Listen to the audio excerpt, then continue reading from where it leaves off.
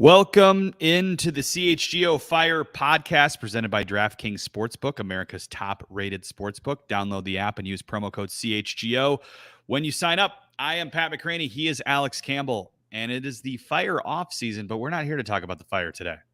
Nope. I mean, there might be a quick Fire mentioned down later in the group rundown, but we will keep it to a minimum if we can. We are talking about the FIFA World Cup, which kicks off Sunday in Qatar. It's snowing outside. Wait, that makes it really, really weird. They're playing the World Cup in 5 days? What? 4 days? Yeah, right. Is this really? Is this for real? If you're new to this, you don't really remember it. This is every 4 years, and typically it's during the summer in the northern hemisphere when all the league seasons, other than MLS and a handful of others, are off. So it fits nicely within the window. But this year, because it was going to be 120 degrees, they had to move it to the winter and screw up the entire European League calendar to do so. So good job, Sepp Blatter. That's not the only weird thing about this World Cup, but we're here to focus on the football today, not the rest of it. The rest of it, which is something it makes it hard to enjoy when you think about the rest of it. Yeah, no, the rest of it's pretty rough with the thousands of migrant workers who have died and the people whose lives have been upended to make this possible, and the fact that it's just that everybody knows it was awarded shadily, and now rather than players having a month to prepare for the tournament, they're all arriving right now, and they'll be showing up and playing games within a few days. Qatar against Ecuador is Sunday night, and it goes from there. All right, so let's take a look at Group A. Qatar, Ecuador, Senegal, and the Dutch.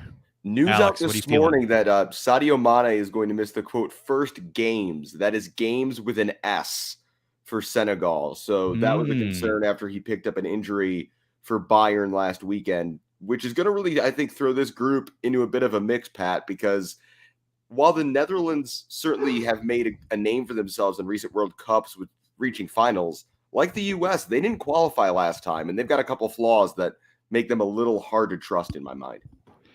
Yeah, for sure. I think the Dutch are probably the favorites here. Even if it's you never know what you're getting with the Netherlands. You're always getting a collection of talent. You don't know if it's going to form and gel into a team. And, in I think every other World Cup, the host has moved out of the group stage, but I don't see that happening here for a lot of reasons either. So I think the Dutch are probably the favorites here.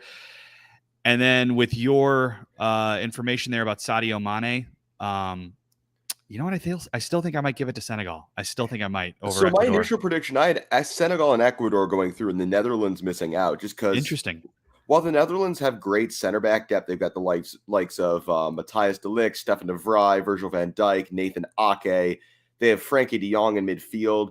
Louis van Gaal, their manager, has been battling cancer, and so there's a bit of like an emotional motivation thing there. But who is going to score the goals from them? They've got Luke de Jong, Vincent Janssen, yes, that guy who did not score at Tottenham, and Wout Weghorst as their out-and-out number 9s on this team. Memphis Depay is there. They also don't have great goalkeeping. It's just, other than center back, I just don't trust this team. I think Ecuador is going to be a really fun team to watch. I have them getting out of this group, and whether they do or not, they're a fun team. They're young, very much an underdog mentality. They may or may not have a guy on the roster who isn't actually Ecuadorian, but due to some weird screw-ups and loopholes with visas, he is here anyway. The guys to watch for Ecuador are a Brighton and Hove Albion pairing of Moses Caicedo and Pervis Estupiñán in defensive midfield and at left back, respectively. Their problem also up top, they're still relying on Ener Valencia to score goals for them at 30-something years old. So I think that could be a concern here. I think goal scoring could be a concern throughout this group, especially if Mane can't go for Senegal. So I'm taking the Dutch and Senegal. You're taking Ecuador and Senegal. Is that right? That was my initial prediction. Mane's injury makes me think maybe I should flip the Netherlands and Senegal in terms of who's getting out of the group. But we agree Qatar's not getting out of this group. Their big thing is that they have a lot of experience playing together because they all play in the Qatari Stars League. The federation has been able to engineer more international matches for this team in the build-up to the World Cup. But when the rubber meets the road, they're just not going to be good enough, I don't think. Group B is the one we all care the most about. England, Iran, the United States of America, and Wales.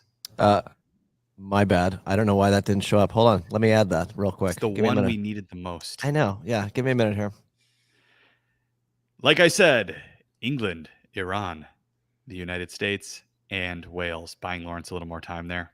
Yeah, No. England's really, really good. I think, if you're a fan of the Premier League, you know that. Harry Kane is really, really damn good. Their midfield and attacking depth is completely insane, but maybe similar to how some US fans feel about our team, England has a manager who a lot of their fans feel is really holding them back in Gareth Southgate, who plays some pretty defensive tactics. Seems to really like Harry Maguire a lot, despite the fact that he can't get on the field for Manchester United. So England, if England struggle at any point in this tournament, it's going to be because they got in their own way. I don't think because they were clearly the worst team in any game. There's all the flags, and I mean, England's got a lot of recent good tournament pedigree. They, reached the semifinals of the last World Cup. They reached the final of the most recent Euros. So this is a team that I think we should all expect to go pretty far, and I have them winning this group pretty easily. Yeah, I agree. I think England wins the group. Like you said, agree entirely. The only way England doesn't win the group is if England gets in their own way. Iran has an interesting situation going on where I don't know if this has been resolved. At least yesterday, there was some question as to whether some of the players who had been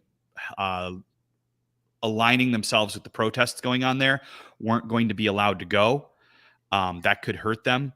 It seems like everyone has showed up, but I think you got to think about where their heads are at in terms of this. What's going on back in Iran, for those who are unfamiliar, there's mass protests been going on for a couple months, largely led by young women about the regime's rules there on, personal freedoms for women, particularly in society, and basically all marginalized groups. There was an abhorrent report out yesterday that the Iranian parliament has sentenced 14,000 protesters to death for their role in those protests. The pressure from the international community on FIFA and on Iran has been really significant. So if these players, who we could assume have a mix of views on those subjects, if these players are able to concentrate on the soccer, it's going to be really impressive. They're going to go as far as Mehdi Taremi and Sardar Azmoun, their striker duo, take them. Taremi's at Porto, Azmoun at Bayer Leverkusen, I believe.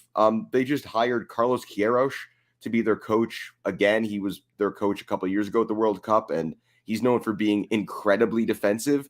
So I think it's basically going to be Iran's going to sit back and hope those two star strikers can get them a few goals, because they just really don't have a lot of top-level talent behind those two. The third team in the group is, of course, the Americans. I have felt various levels of positivity and negativity toward this team, and I think because of the two most recent friendlies against Saudi Arabia, which was 0-0, and against Japan, which Japan won 2-0. I don't have high hopes going into this World Cup. But at the same time, no one played well in that window. England lost both their games. So I think we've seen also in recent club games, with this weird schedule, no one who was going to the World Cup is really giving 110% right now. Everyone is really coasting into this. And the thing that was Gareth Bale came on for those 6 minutes and gave it his all in that MLS Cup final. Yes, the fastest he'd ever run all season was in the goal celebration of that goal. No, I think the concern for me was in that Japan game, just the banging our heads against the wall, asking Aaron Long to hit cross-field passes he can't hit. Now, maybe Tim Ream comes in and solves that problem. This group is young. They're really talented. I think they're underrated largely because some of them aren't as well known, globally, especially if you're someone who consumes a lot of English-based soccer media.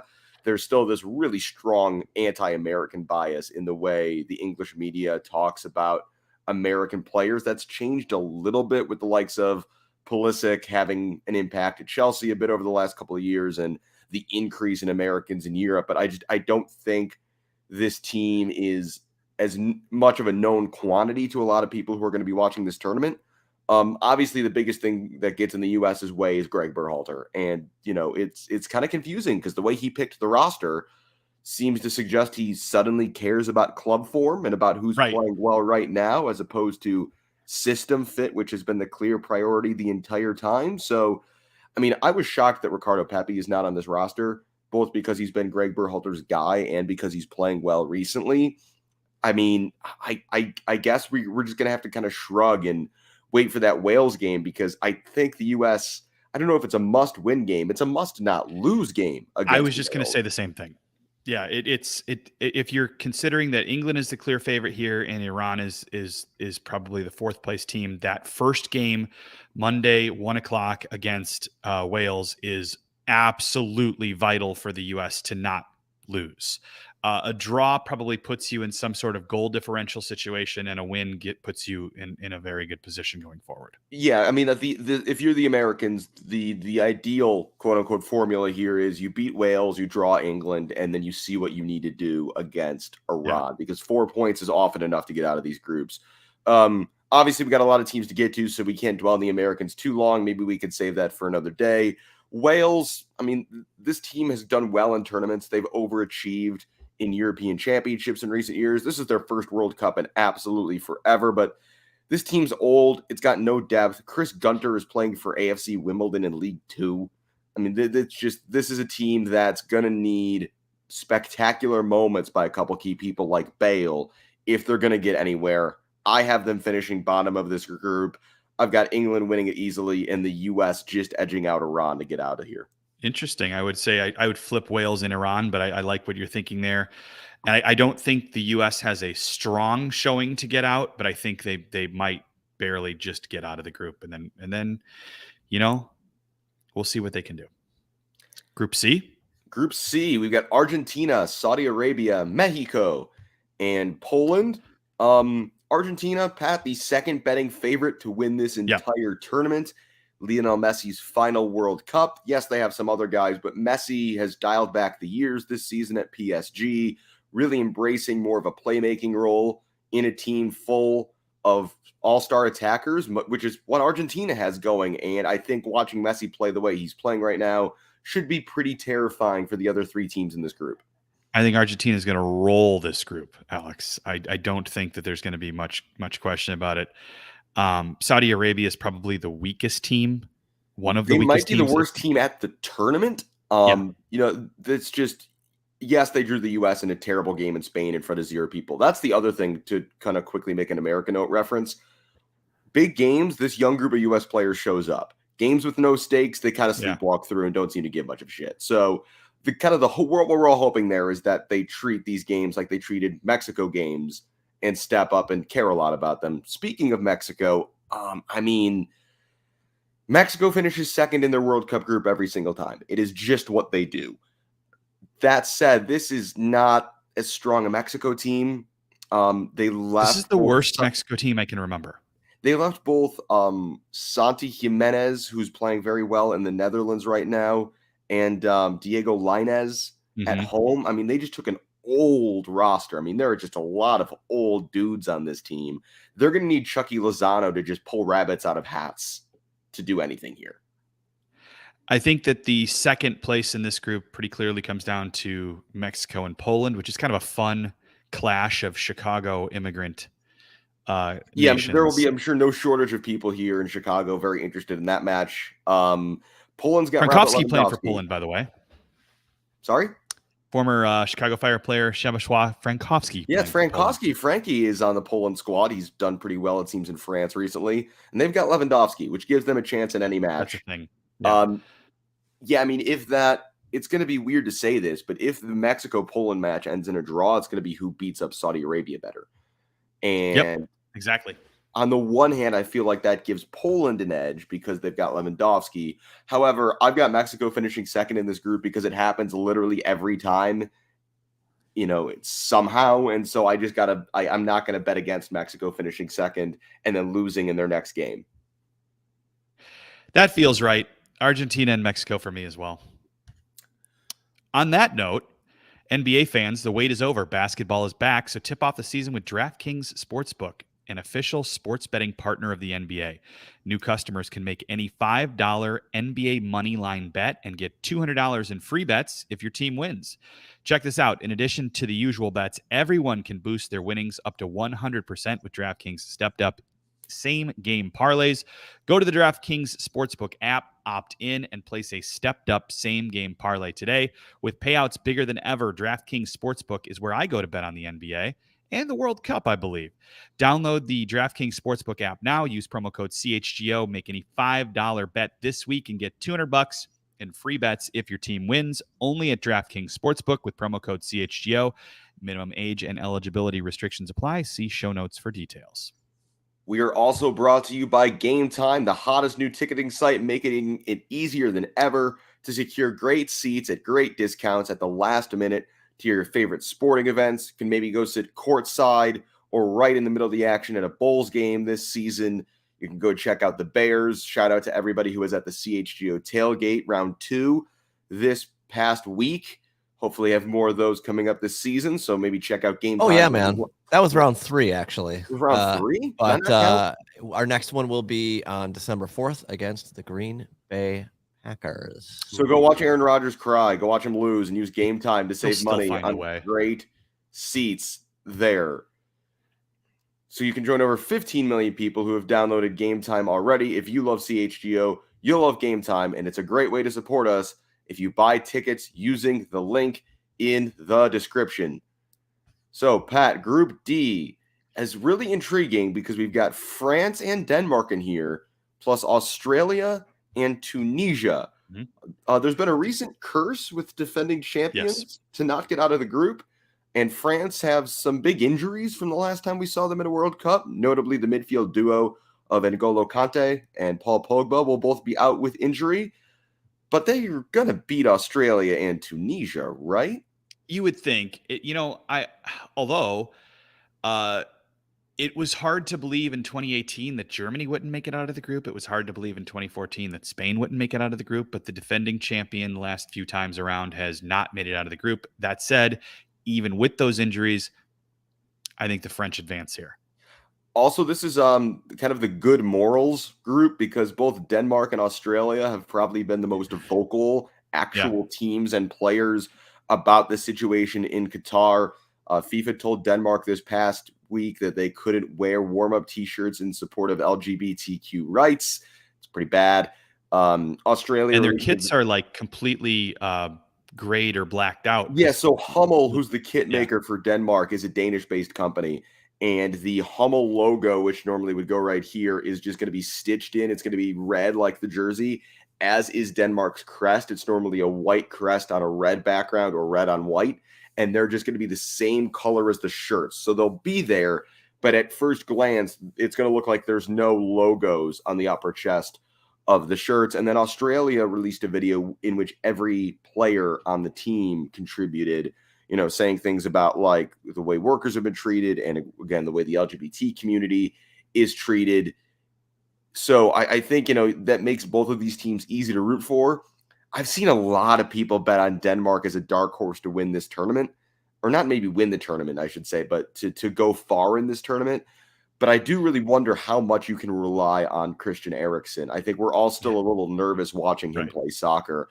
And Denmark will go as far as he's able to drive them, I think, in this tournament. I have them getting out of the group. I've got France winning it, and Tunisia and Australia just not quite having enough. By the way, if you're a World Cup tune-in person, Wabi Kazri is still playing for Tunisia. And he's still only like 31 years old, even though he was at Sunderland what felt like 15 years ago.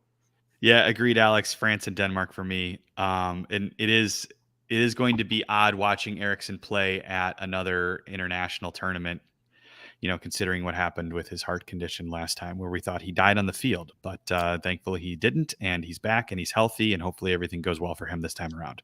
Yeah, and the thing for me that's got France outweighing it is that even if there's so much drama in this damn team, like guys are like always, it seems like there's always some crazy story. Always. They've got Benzema and Mbappe up top. And I don't know what you're supposed to do about that. Anyway, Group E, Costa Rica, Spain, Germany, and Japan. And this group, Pat, I love this group. I think is going to be really interesting because I'll just say this off the top. I don't think both Spain and Germany are getting out of here.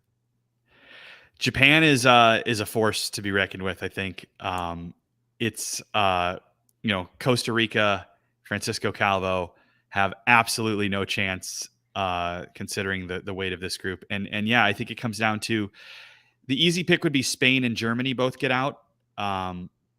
But I do think Japan's going to find a way. I agree. I completely agree with you. So that leaves, if Costa Rica's fourth and we think Japan takes one of the top two spots, who finishes in the other two spots of the two European teams? And that's I think Spain gets out, maybe Germany misses, but it's hard to bet against the Germans too.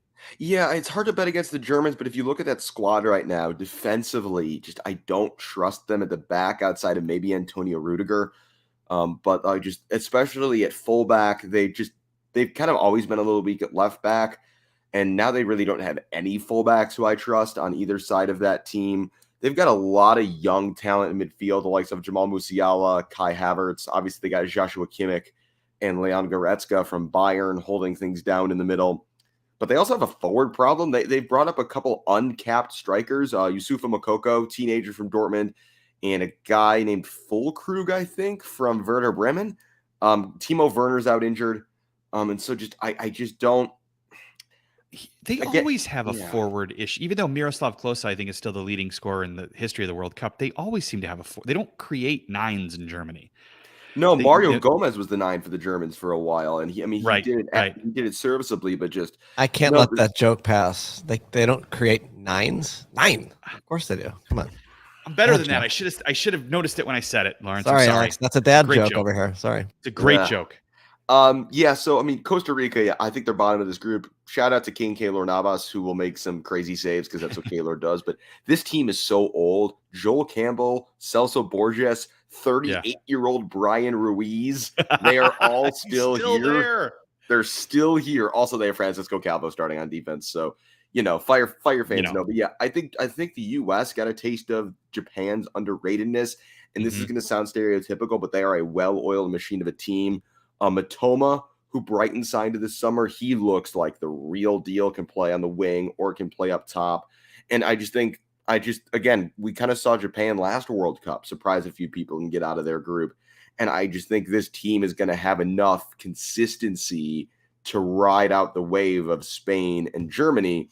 I've got the Spanish going through. This is not the Spain team of your older brother or, 15 years ago. They're still employing Alvaro Morata as a striker. Yeah. There's a mixture of really young guys like Gavi and Pedri on this team. Gavi's 18 years old still, but then they've also still got Jordi Alba and Sergio Busquets out there playing big minutes. It's a kind of a weird team.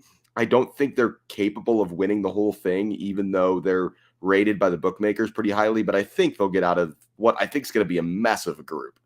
Yeah, I've got Spain and Japan going through it. Lawrence, it just comes down to this. There's just too much Tomiyasu. That's right. Although I did like hearing Joel Campbell's name. Yes, I love that guy. Yeah, that's a throwback. Remember a guy. Joel Campbell's a great remember a guy soccer player. Oh man, I just always rooted for him when he was on the Arsenal, the mighty 5 points clear Arsenal. It's too bad Andre Arshavin isn't playing in this World Cup. Speaking of teams that aren't playing in the World Cup, can we believe Norway's not in this World Cup? Seriously? I think, again, we've had this discussion off air. And this is with all due respect to people who are professional soccer players and thus very, very good. How bad do the other 9 players on the field have to be if you have Erling Haaland and Martin Odegaard? You have perhaps the 2 best players in the Premier League this season. In Erling Haaland and Martin Odegaard. They are easily both in the top 10, and I think Haaland runs away with the top spot. But the others are probably just not up to snuff. Hey, at least Haaland didn't choose to play for England because that would have been terrifying. Oh, God. Because, he could have. So that would have been... born in England, born in Leeds. But so could have Gio Reyna or Yunus Musa or an Anthony Robinson, and we got all those guys. So it's fine. Group F, Belgium, Canada... Yes, Canada, if you haven't been paying attention, they're doing some fun stuff. Morocco and Croatia. I think this group could finish in literally any order. Well, I don't see the Belgians finishing fourth. No, that seems unlikely, but my concern, I guess, with Belgium is just that defense is still the same Yeah. dudes. They're all really old now. Eden Hazard's older. Lukaku is inconsistent and older. Thomas Meunier, who's been their right wing back for the last couple of years, he's got a long-term knee injury, I think, that's kept him out for Dortmund most of the season.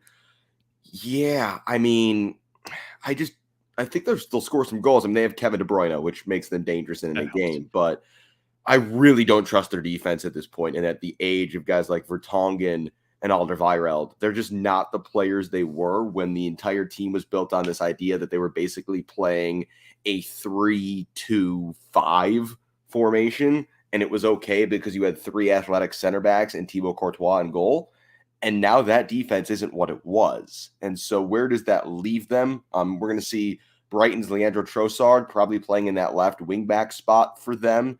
He's been really excellent in the Premier League this year. But, yeah, just so many aging players on this team. And I'm not sure how much De Bruyne magic is going to be able to power them forward. I've got them winning this group in a nail-biter. I don't think anyone's going to get through this group particularly. Like a 5-point group. Yeah, maybe? I think somebody wins this group with like 6 points. Like, I think that's probably going to happen here. And Belgium just has raw talent that's going to push them through, in my mind. Yeah, that's what I feel like. If you haven't seen Canada, they're a lot of fun. We are questioning. What's the latest on Alphonso Davies' health? I know that this was... Alfonso's hurt. He's kind of in a Weston McKennie situation, it sounds like, which is that he's going to train this week, but he's not going to be fully fit for that first game. My biggest concern for Canada, though, isn't the health of Alphonso Davies. It's that all of these games are being played on full-size soccer fields on grass, and it's warm outside, not frozen turf fields in Canada that are not wide enough for FIFA regulation and should not have been allowed to have been played on, covered in snow. Like, I legit think this is a problem for Canada. They've generally played a back three, and they only brought 4 natural center backs on this roster, which, again, it's Canada. They only have so many high-level soccer players, so they are a little limited. But they've got some really slow center backs. And if this defense gets stretched, I think they could be a sieve for goals. Now, they're really fun up the field. You've got Alphonso Davies. You've got Jonathan David from Lille, who's very promising. Born in America, by the way. Born in New York City. Him and Tim Weah were born like weeks apart, blocks apart from each other. Kyle Larin has been in excellent form in Turkey for a couple of years now. He's a very good striker. Steven Eustachio, who plays at Porto in defensive midfield, is really good, but I am concerned about Canada defensively. And again, they played in CONCACAF largely relying on home performances in hilariously unsoccer conditions. I'm a little concerned when you put them on the full-sized fields of the World Cup that their defense could get stretched out really badly. With this group, you got Morocco and Croatia closing it out. I think the Belgians go through top, and I think it's such a crapshoot I've got Canada because they've just got some magic right now. Like, it doesn't make sense how they're getting results. Morocco, Morocco is going to be better than the team the U.S. beat 3-0 in Cincinnati over the summer. When I was at that game in person, every Morocco fan basically told me they just freaking hated the manager. They did fire that guy. And because they fired that guy, Hakim Ziyech is back in the team. He's their best player. He gives them a puncher's chance. This Croatia team is basically the same Croatia team that went to the World Cup final 4 years ago, but they're all 4 years older. And yeah, they're unbelievable, some of these guys, but just you cannot be asking a bunch of guys in their mid to late 30s to still play these kind of minutes. I don't know where they're getting goals from in this team. And again, they're just aging. And I think that the World Cup is a young man's tournament. And eventually, I think Father Time here catches up to Croatia and they stumble a bit. I'm going Belgium and Morocco. Yeah, I think Morocco could get out of here. It depends. If Canada can find a way to not give up a ton of goals, Canada's going to score. Like, I'm not worried about Canada's offense, but Canada's defense does worry me.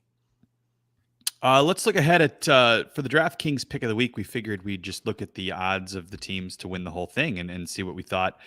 DraftKings has Brazil at plus 400, Argentina plus 500, France, the defending champs, are plus 700. England and Spain are plus 850. Germany's plus 1,000. And if you cared to bet on either the US or Mexico, plus 13,000. Who do you feel like is taking this one, Alex?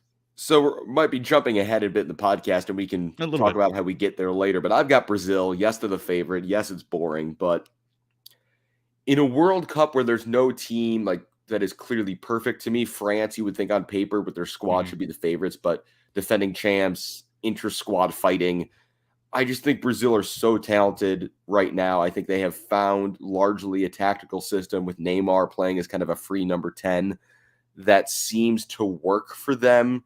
Obviously, Gabriel Jesus is in great form at Arsenal right now. I think Brazil are going to find a way to get through the end of this. I've got them beating Argentina actually in the semifinals. We can talk about that later, which would be a match for the ages. But it's boring, but I've got Brazil.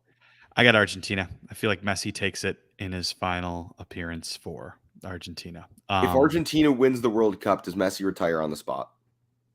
No, I think he's still got business to do in MLS with Beckham. But maybe. He's got tax problems, doesn't he? I mean, everybody who's ever played in Spain has tax problems, I think. I want to mention to the listeners that Patrick is going along with the FIFA video game simulation. Yes, I am. And I believe it's like they've predicted correctly. It's either 4 of the last 5 winners or 5 of the last 6. So if you are making those DraftKings bets, and you should, signing up with the code CHGO, I like your pick, Patrick. Also, that simulation has what I think is like the best case scenario for the United States, which is getting to the quarterfinal and then getting smacked by Argentina. That's about as far. I don't see the U.S. getting that far. We didn't actually predict how far they'd get if they got out of the group. I feel like they are one game and then done. Yeah, I feel like the round of 16, based on the possible opponents there, you're looking at Senegal, Ecuador, and the Dutch, and I'm not like scared of any of those teams. So I think that round of 16 game is kind of a coin flip if the U.S. get there. Although I would say this, Alex, the last time we were this young and the last time I had this low of expectations was 2002.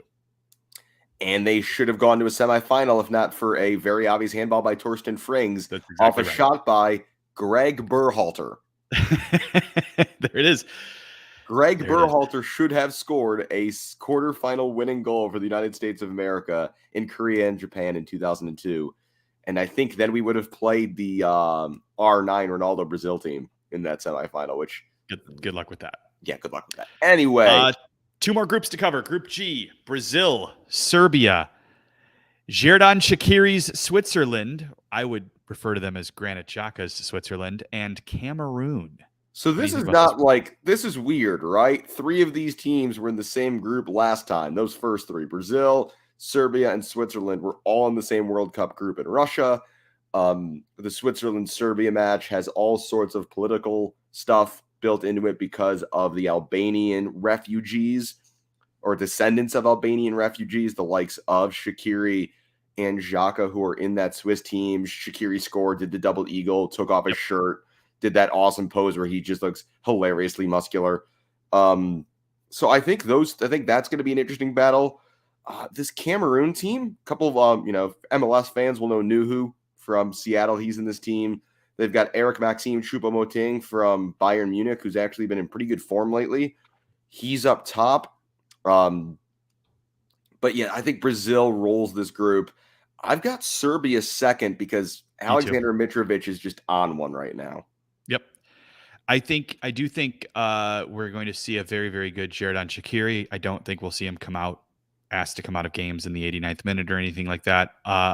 And you know what would be interesting, and I'm not saying I hope it doesn't happen, but maybe he pushes himself too hard and maybe he does have an injury, and then maybe we go, oh, well, maybe he was right after all when he was asking to come out of the game with the Fire. Maybe he can detect when his hamstring's about to blow out. I don't know. I wish him well, and I hope that he does well, but I think that and Granit Xhaka is in great form too right now, but I think it's Brazil and Serbia coming out of this one.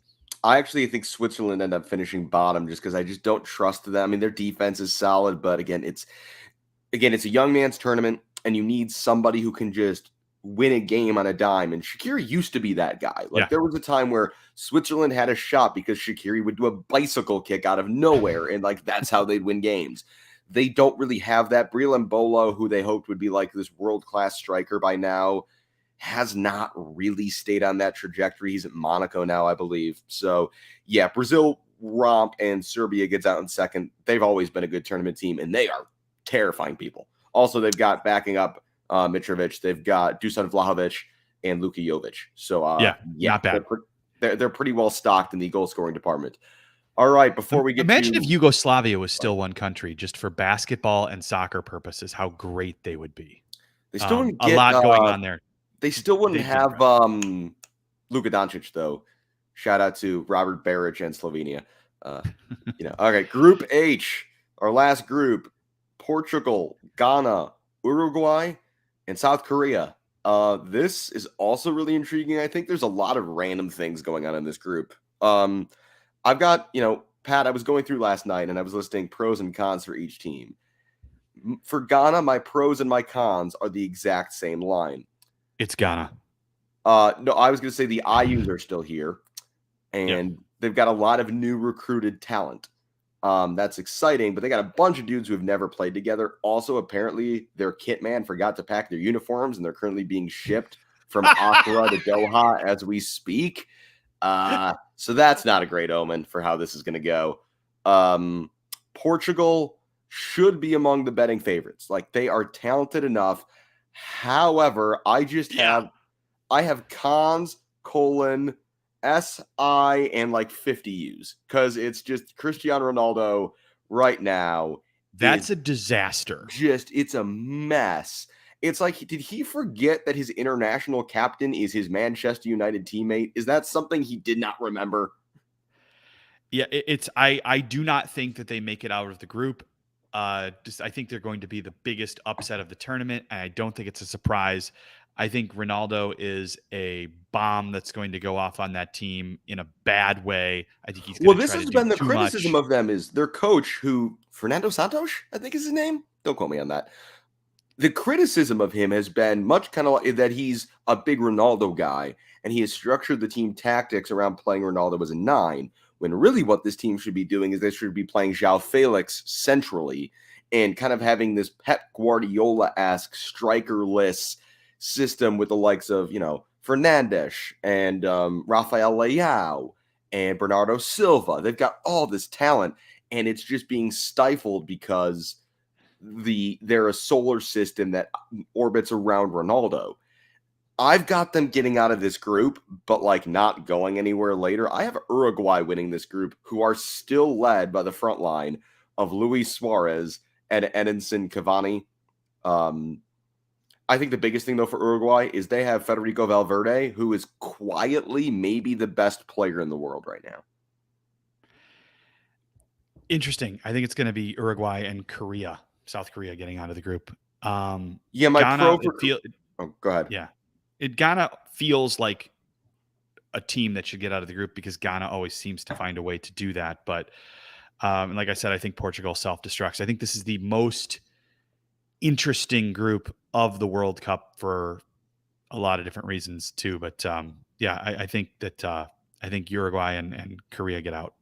Yeah, the thing with South Korea is I've got just pros, and I've just got Son Heung-min, and then I have their cons that they cannot clone Son Heung-min because this is basically as close to a one-man team as you will ever see at a World Cup. Korea, I mean, they've got some good quality players elsewhere on that roster, but it's not like past years where maybe they didn't have a Son Heung-min level singular talent, but they were maybe a better rounded team. Whereas as the last few years have gone on, as Son Heung-min has been going up, I think the overall quality of South Korea's team has been slowly going down. And so, I think they could be a big spoiler, though, like they were last time, where you get Son Heung-min scoring that goal in stoppage time to knock out Germany when he's on like the 40-yard break all by himself because Neuer went up for a corner. Like, they're going to make a difference. Son Heung-min's going to score some goals. I just don't think they've got enough as a team to get out of here. We'll see. Any other surprises or issues or things you wanted to address in this this bizarre World Cup that's starting in a few days, Alex? I mean, I'm looking at my predicted round of 16 and how I see this going. I think the biggest upset is that I've got Japan and the United States in the quarterfinals. I have them both losing there. On their way, I have Japan beating Belgium in a repeat of that crazy round of 16 game from 2018 where Japan led 2-0 and then Nasser Chadli, of all people, scored on that crazy break off a Lukaku dummy in like the second minute of stoppage time to complete a 3-goal comeback for the Belgians. I have Japan avenging that loss and eventually losing to Uruguay. I mentioned I have America getting thumped by Messi, a la 2016 Copa America Centenario. I wouldn't feel bad. You know, that'd be fine. Because here's my thing with the United States, and I was thinking about this yesterday. An acceptable World Cup would be to not get out of the group only by some weird tiebreaker, like a Senegal fair play points thing from 2018. Like you tied, you did enough on the field, but something weird happens and you don't get through. A good World Cup for the United States is getting out of the group. A great World Cup for the United States is winning a knockout game. And because that's the thing. I know also there are some American fans who are hedging their bets because they don't want Greg Berhalter to still be the coach. I would like to see that change. Berhalter does not have a contract extended yet after the World Cup. His current contract is up when the World Cup finishes. If you're looking that far ahead, though, I mean, wouldn't you trade a fantastic? And I know we host the next one, and that might be the one where we actually have a chance to possibly win it. I don't see that happening still in 4 years, but the only World Cup you can focus on right now is now. So I'm not worried if they win the whole thing. Great for Greg. We'll stick with Greg if we need to. I think they should make the change no matter what. Win it on down to failure. I think Greg should be done after this World Cup. But I think Greg wants to be done. I think my kind of prediction is that Greg Berhalter is going to say, I'm stepping away. I think Greg probably takes a year off. And then I think next winter, he's the hottest commodity in Major League Soccer for coaching openings a year from now.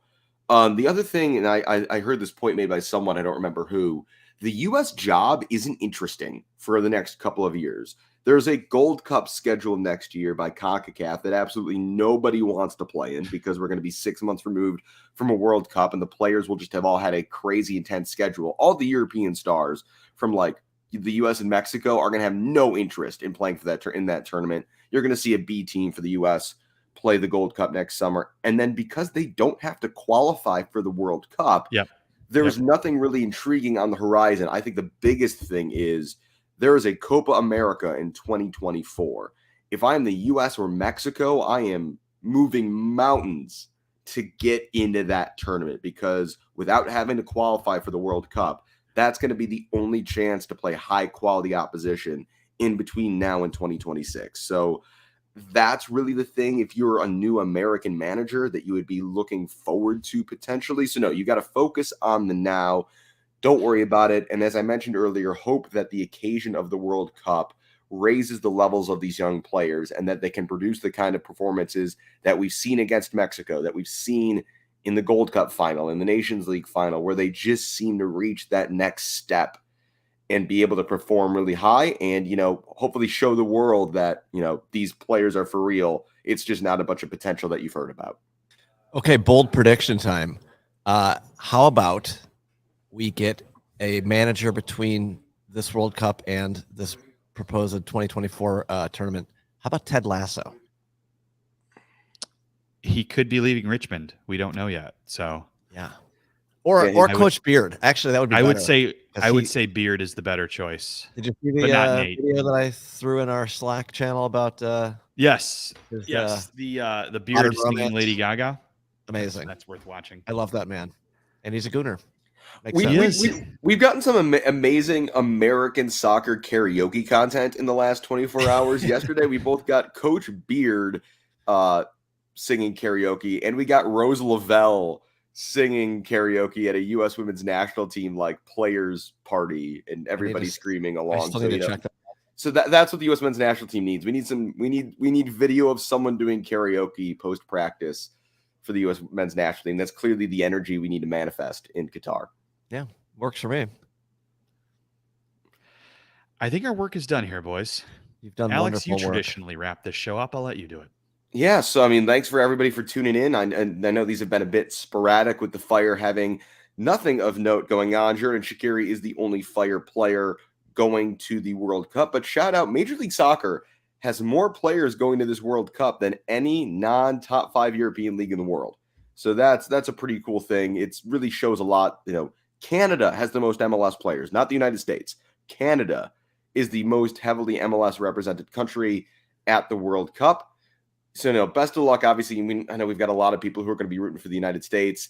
It might not be popular to say, but I'd like Canada to do well. I'm a little scared. If we could get 3 of the 4 CONCACAF teams into the round of 16, I think that would be really cool. Keep an eye out for any other World Cup related stuff we may have in store. There will probably be no shortage of things to talk about. Shout out Lawrence behind the scenes for making us sound good, making us look good, and doing all that dirty work that doesn't get credit. For Pat, I'm Alex. Thanks for listening, and we will hopefully see you soon. Go, USA.